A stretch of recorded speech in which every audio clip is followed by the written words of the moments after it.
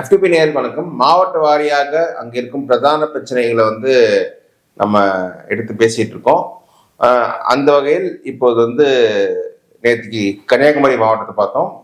இன்னைக்கு தூத்துக்குடி மாவட்டம் இங்க இருக்கிற பிரதான பிரச்சனைகள் என்னன்றத பேசுறதுக்கு நம்ம கூட வெங்கட் இணைஞ்சிருக்காரு. ஸோ வணக்கம் வெங்கட். வணக்கம் அண்ணா. ஸோ தூத்துக்குடி மாவட்டம் தென் தமிழ்நாட்டிலே எனக்கு தெரிஞ்சு இந்த ஆக்சுவலாக ஒரு பெரிய அளவுக்கு ஒரு இண்டஸ்ட்ரியல் க்ரோத் என்னை பொறுத்த வரைக்கும் நடந்த ஒரு மாவட்டம் தூத்துக்குடி மாவட்டம். அந்த போர்ட் பேஸ்ட் டெவலப்மெண்ட் நிறைய நடந்துட்டு இருக்குங்க.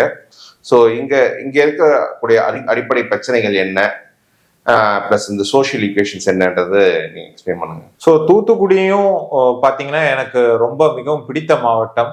ஏன்னா கனிமொழி அம்மையாரும் தமிழிசை சவுந்தரராஜன் அவர்களும் போட்டி போட்டப்ப தமிழிசை சவுந்தரராஜன் அம்மையார் தோக்கடிச்ச மாவட்டம்னாலே எனக்கு பிடித்த மாவட்டமா தூத்துக்குடி மாவட்டம் விளங்குது. சோ விடுதலைக்கு உணர்வூட்டிய கப்பலோட்டிய தமிழர் பாவு சிதம்பரனார் பிறந்த மண் தூத்துக்குடி. அங்க பாசமே பாத்தீங்கன்னா அடாவடியா தான் காட்டுவாங்க, ஆனா பாசக்கார பயல்கள். ஓகே, தமிழகத்தில் 2வது பெரிய துறைமுகம் இருக்கிற மாவட்டம் தூத்துக்குடி. சோ அதை சார்ந்த தொழில்கள் நிறைய ஏற்றுமதி, இம்போர்ட் எக்ஸ்போர்ட். அந்த உப்பெல்லாம் அங்க பெரிய லெவல்ல இம்போர்ட் எக்ஸ்போர்ட் பிசினஸ் அது one of access and one of the major factor that தூத்துக்குடியோட பொருளாதார வளர்ச்சிக்கு.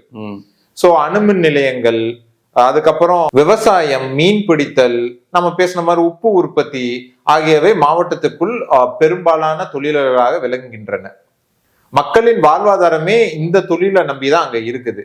பேரலா பாத்தீங்கன்னா தீப்பெட்டியும் அங்க மேனுஃபேக்சர் பண்றது, அந்த தீப்பெட்டி தொழில் செய்யறவங்க அங்கங்க பாத்தீங்கன்னா கிராக்கர்ஸும் வச்சிருக்காங்க. சிவகாசியோட இம்பாக்ட் கொஞ்சம் தூத்துக்குடியில அங்கங்க பார்க்கலாம். தீப்பெட்டி ஆபீஸ், அந்த கிராக்கர்ஸ் மேனுஃபேக்சரிங் இண்டஸ்ட்ரீஸ்லாம் அங்கங்க இருக்கும். உலக அளவுலேயே கடலை மிட்டாய், தீப்பெட்டி உற்பத்தி, கடலை மிட்டாய் உற்பத்தி இங்க பிரதானமா இருக்கின்றன. உலக அளவுலேயே இங்க இருந்து தான் பெரிய லெவல்ல எக்ஸ்போர்ட் நடக்குது. அதுக்கப்புறம் நவ திருப்பதி, நவ கையாளம் உட்பட சிறப்பு மிக்க ஆன்மீக தலங்கள் அங்க இருக்கின்றன. அதுவும் கன்னியாகுமரி அளவுக்கு இல்லைனாலும் ஓரளவுக்கு அங்க இருக்குது. நீங்க சொன்ன மாதிரி திருச்செந்தூர் கோவில், தமிழ்நாட்டுல கோயிலேயே அதிகம் பக்தர்கள் வசிக்கும் கோயில்.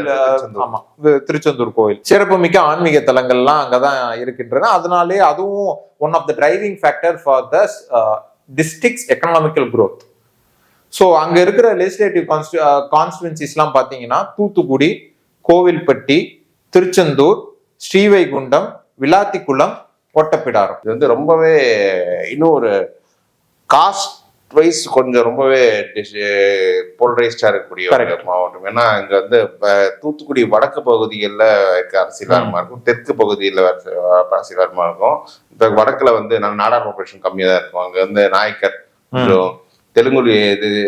தெலுங்கு தாய்மொழி பேசும் மக்கள் கொஞ்சம் நிறைய. இப்ப இந்த கோவில்பட்டி, விளாத்திக்குளம் போன்ற நிறைய. கோவில்பட்டியில எப்பவுமே நாயக்கர் சமூகத்தை சேர்ந்த எம்எல்ஏ ஜெயிச்சுட்டு வர்றாரு.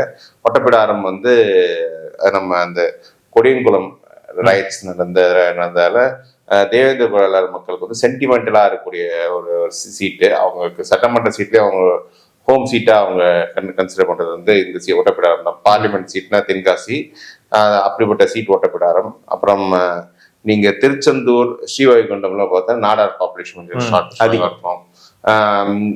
நாடார் கிறிஸ்டியன்ஸும் அங்க நல்லா இருக்கும். தூத்துக்குடி சிட்டி. ஸோ ரொம்பவே ஒரு நிறைய காஸ்ட் போலரைசேஷன் இருக்கக்கூடிய டிஸ்ட்ரிக்ட் இது. ஸோ இதுல எப்படி இருக்குன்னு பாத்தீங்க சமூகங்கள். ஸோ சமூகம் இங்க பிரதானமா என்னென்ன இருக்குன்னா, நம்ம பேசின மாதிரி நாடார் இருக்கிறாங்க, இந்து நாடாரும் இருக்கிறாங்க, கிறிஸ்துவ நாடாரும் தூத்துக்குடியில் அதிக அளவுல இருக்கிறாங்க, இஸ்லாமியர் இருக்கிறாங்க, முக்குலத்தோர் மரவர்ஸ் அதிக அளவுல இருக்காங்க, தேவேந்திர குல வேளாளர் இருக்காங்க, நாயக்கர் இருக்கிறாங்க, வெள்ளாளர் இருக்கிறாங்க. சோ இதெல்லாம் பிரதானமான சமூகங்களா தூத்துக்குடியில விளங்குது. ஸோ இப்போ இந்த மாவட்டத்தில் இருக்கக்கூடிய அடிப்படை பிரச்சனைகள்னா மக்கள் தேவைகள் என்னென்ன? ஸோ தூத்துக்குடியில பாத்தீங்கன்னா ரொம்ப காலமாவே விமான நிலையத்தை விரிவுபடுத்தணும். ரீசெண்டா அது நடந்திருக்குல்ல, நில கையகப்படுத்தி இருக்கிறாங்க. ஆனா அந்த 751 ஏக்கர் நிலம் கையகப்படுத்தி இருக்காங்க. ஆனா அதோட பணிகள் பாத்தீங்கன்னா எதிர்பார்த்த அளவுக்கு மூவ் ஆக மாட்டேங்குது. அது ரொம்ப நாளா கிடப்பிலே இருக்குது. அதையும் அந்த ஈக்குவல் சென்னைக்கு ஏத்த மாதிரி ஈக்குவல் ஸ்டேட்டஸ்ல கொண்டு வரணும். ஏன்னா நம்ம முந்தின கன்னியாகுமரியில பேசின மாதிரி தூத்துக்குடி ஒண்ணுதான் அந்த டீப் சவுத் டிஸ்ட்ரிக்ட்ஸ் இருக்கிற ஒரே ஏர்போர்ட். அது எதிர்பார்த்த அளவுக்கு வளர்ச்சி அடைஞ்சிருக்கானா இல்ல. சோ அத வளர்ச்சி அடைய வைக்கணும் அப்படின்ற கோரிக்கை அந்த மக்கள் மத்தியில் பிரதானமா இருக்குது. அதனாலேயே அங்க இம்போர்ட் எக்ஸ்போர்ட்லாம் பெரிய லெவல்ல வந்து தமிழ்நாடு அரசு கூட ஒரு மல்டி மாடல் லாஜிஸ்டிக்ஸ் ஹப் நம்ம ஹார்பர்லயும் அங்க டெவலப் பண்ணி இம்போர்ட் எக்ஸ்போர்ட் பண்ணலாம், விமான நிலையமும் அங்க பண்ணோம்னு வச்சுக்கோங்களேன். அது பெரிய லெவல்ல அந்த மாவட்டத்துக்கு வருவாய் ரீதியாக பெரிய பூஸ்ட் கொடுக்கும். அதுக்கப்புறம் தீப்பெட்டி உற்பத்தியாளர்கள் வந்து ஜிஎஸ்டினால பெரும் அளவில் பாதிக்கப்பட்டு இருக்கிறார்கள். நம்மளே இந்த காலத்துல பார்த்துட்டு வரோம். என்னன்னா தீப்பெட்டி தொழிலும் அந்த கிராக்கர்ஸ் மேனுஃபேக்சரிங்கும் அதோட ரெவென்யூ அந்த turnover ratio year by year கம்மியாயிட்டே வருது. இதுல ஜிஎஸ்டியும் போட்டதுனால அவங்க வந்து பெரிய லெவல்ல பாதிக்கப்பட்டிருக்காங்க. ஏன்னா வருஷம் முழுக்க அந்த ஒரு நாளை நம்பிதான் டிபெண்ட் பண்ணி ஒர்க் பண்றாங்க. அப்பேற்பட்ட மக்களுக்கு இவங்க ஜிஎஸ்டியும் அதுக்கு ஆன் டாப் ஆஃப் தட் போட்டு சார்ஜ் பண்றதுனால அவங்களுக்கு போதிய அளவுல வருமானமும் கிடைக்கிறது இல்லை. அதனால அவங்க அந்த முதலாளிங்க கிட்ட வேலை பார்க்குற தொழிலாளிகளுக்கு சம்பளமும் உரிய அளவுல கொடுக்க முடியறது இல்லை. அதுக்கப்புறம் வந்தே பாரத் ட்ரெயின் வந்து கோவில்பட்டியில நின்று போகணும்னு ரொம்ப நாளா கோரிக்கை இருந்துச்சு. அது இப்ப ரீசெண்டா நடந்திருக்குது. அதுக்கப்புறம் தொழில் நகரமாக தூத்துக்குடிக்கும் சென்னைக்கும் இடையே ஒரு பிரதான ரயில் பாதை நேரடியாக இயக்கப்பட வேண்டும். மதுரை அருப்புக்கோட்டை தூத்துக்குடி ரயில் பாதை வந்து ரொம்ப நாள் பிளான்ல இருக்கு. பட் அது இன்னும் எக்ஸிக்யூட் பண்ணாம இருக்குது. இப்போதைக்கு பேர்ல் சிட்டி எக்ஸ்பிரஸ் தான் ஒண்ணு அங்க இருக்குது. அதை தவிர்த்தும் இன்னும் பல ரயில் தடங்கள் போட்டு புது எக்ஸ்பிரஸஸ் எல்லாம் இன்ட்ரடியூஸ் பண்ணணும். அங்க டிரான்ஸ்போர்டேஷனை இன்ட்ரடியூஸ் பண்ணாதான் அந்த எக்ஸ்போர்ட் இம்போர்ட் நல்லா எஃபெக்டிவா நடக்கும். அது சுத்தி இருக்கிற தொழில்களும் பெருகும். அது சார்ந்து இருக்கிற தொழிலாளிகளும் அவங்க பொருளாதார ரீதியாகவும் வளர்ச்சி அடைவாங்க. அதுக்கப்புறம் இங்க கப்பல் கட்டும் தொழிற்சாலை அமைக்க வேண்டும் அப்படின்ட்டு நீண்ட நாளமாக கோரிக்கை இருக்குது. ஸோ அதுக்கான நடவடிக்கைகள் வந்து ஒன்றிய அரசிலிருந்து என்ஓசி வாங்கி உடனடியா ஆரம்பிக்கணும். இங்க ஹார்பரும் இருக்கிறதுனால அது பெரிய லெவல்ல பொருளாதார ரீதியா மாவட்டத்தை வளர்க்கறதுக்கு உதவி பெறும். தூத்துக்குடி ராமேஸ்வரம் நடுவில் 4 வழிச்சாலை அமைக்க வேண்டும் அப்படின்ட்டு மக்கள் மத்தியில ரொம்ப நாளா கரெக்ட். ஸோ அது பிரதான கோரிக்கையா இருக்குது. இங்க வந்து சொல்லப்போனா இங்க தொழிற்சாலைகளை மட்டும் கிட்டத்தட்ட 5 லட்சம் ஒர்க்கர்ஸ் வேலை பார்க்கறாங்க. சோ அவங்களுக்கெல்லாம் இஎஸ்ஐ அந்த ஒரு ஸ்பெஷல் ஸ்கீம் அங்க ஒர்க்கர்ஸ்க்கு தேவையான ஒரு ஸ்பெஷல் ஸ்கீமை இந்த இஎஸ்ஐ ஹாஸ்பிட்டல் மூலியமா ஒரு ஸ்கீம் போட்டு அவங்களோட ஹெல்த் அப்டேட் ஹெல்த் செக்அப் பண்றதுக்கு ஒரு ஸ்பெஷல் எக்ஸ்க்ளூசிவ் ஸ்கீம் வேணும் அப்படின்ட்டு அங்க இருக்க தொழிலாளர்கள் ரொம்ப நாளாக கோரிக்கை வச்சுட்டு வராங்க. அதை நம்ம நிறைவேற்றுறதுக்கு நடவடிக்கை எடுக்கணும். ஸோ அந்த மாதிரி இஎஸ்ஐ ஹாஸ்பிட்டல்ல அட்லீஸ்ட் 100 பெட்டாச்சு இருக்கணும். இப்போதைக்கு வந்து அதுக்கு ஏத்த மாதிரி அந்த பெட்ஸ் இல்ல அப்படின்ற டிராபேக்கும் அங்க இருக்குது. அங்க வந்து ஹாக்கி விளையாட்டுக்கு சிறப்பு பெற்ற கோயில்பட்டியில் அதுக்கேத்த மாதிரி உலகத்தரம் வாய்ந்த மைதானம் அமைக்க வேண்டும் அப்படின்ற கோரிக்கை ஹாக்கிக்கு பிரதான ஒரு ஹாக்கி ஸ்டேடியம் இருக்க மாதிரி பிரைவேட் இருக்கு. அது வந்து கவர்மெண்ட் ரீதியா உலகத்தரம் வாய்ந்த ஹாக்கி ஸ்டேடியம் ஒண்ணு அமைக்கணும் அப்படின்ட்டு கோரிக்கையும் வச்சிருக்காங்க. தூத்துக்குடி திரேஸ்புரம் கடற்கரையில் பாலம் மேம்படுத்த வேண்டும், விரிவுபடுத்த வேண்டும் அப்படின்ற கோரிக்கையும். அங்க டிராபிக் ஜாம் ரொம்ப அதிகமாகுது. அதுவும் ஒரு தொழில் நகரமா கன்சிடர் பண்ணலாம். சென்னை கோயம்புத்தூருக்கு அப்புறம் தூத்துக்குடியும், ஏன்னா அங்க இந்த எக்ஸ்போர்ட் ஹார்பர்லாம் இருக்கிறதுனால. ஸோ அதுக்கு ஏத்த மாதிரி நம்ம வழிவகை பண்ணி தரணும். கடலுக்குள் விபத்துக்குள்ளாகும் மீனவர்களை நவீன வசதிகளுடன் மீட்க வேண்டும். கன்னியாகுமரியில பார்த்தா அதே இஷ்யூ தான் இங்கேயும் இருக்குது.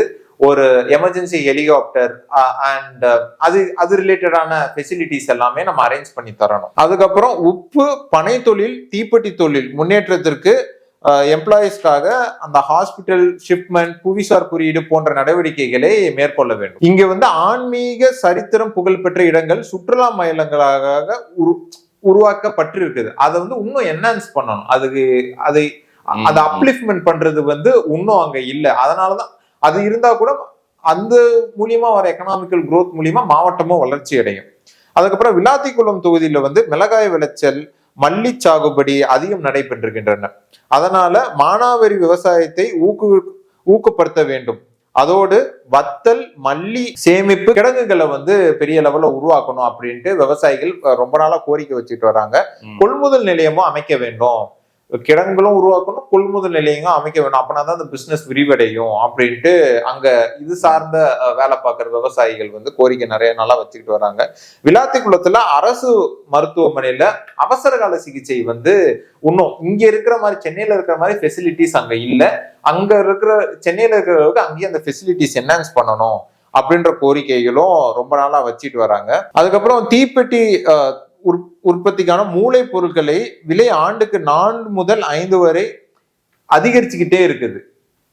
அதை வந்து கட்டுப்படுத்த ஒன்றிய அரசு நடவடிக்கை வேண்டும். மாநில அரசும் ஒன்றிய அரசும் சேர்ந்து நடவடிக்கை எடுக்க வேண்டும். ஏன்னா ஜிஎஸ்டியும் போடுறாங்க, தீப்பெட்டிக்கு அதுக்கான ரா மெட்டீரியல்ஸோட பிரைஸும் இன்க்ரீஸ் ஆறாங்கன்றப்ப அங்க ப்ராஃபிட் மார்ஜின்றது கம்மியாகுது. அதனால எம்ப்ளாயீஸோட அந்த வேஜஸும் கம்மியாகுது. அவங்களே பெரிய லெவல்ல எக்கனாமிக்கல் ரீதியா பாதிக்கப்படுறாங்க. அதுக்கப்புறம் சிட்கோ மூலமும் அந்த மூலப்பொருட்கள் வழங்க வேண்டும்.